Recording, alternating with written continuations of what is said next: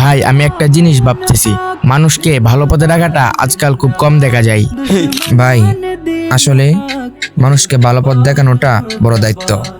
দেখেন, বাংলাদেশ খেলাফত মজলিস মূলত মানুষকে নৈতিকতার দিকে ডাকে, ভালো কাজ করতে শেখায়, ছোটদেরকে স্নেহ এবং বড়দেরকে সম্মান করতে শেখায়। মানে শান্তির কথা, ভালো চরিত্র, ইসলামের আদব আখলাক। হ্যাঁ ভাই, এটাই তো আসল দাওয়াত।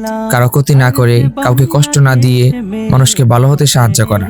যারা পড়াশোনা শেখায়, দোয়া করে, শান্তির পথে চলে, আল্লাহর পথে চলে, ওরাই তো আসল অনুপ্রেরণা।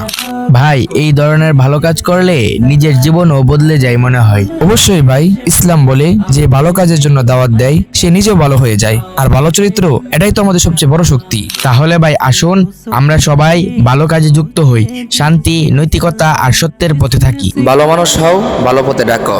হ্যাঁ, এটাই আমাদের পরিচয়। বাংলাদেশ খেলাফত মজলিস, নৈতিকতার দাওয়াত।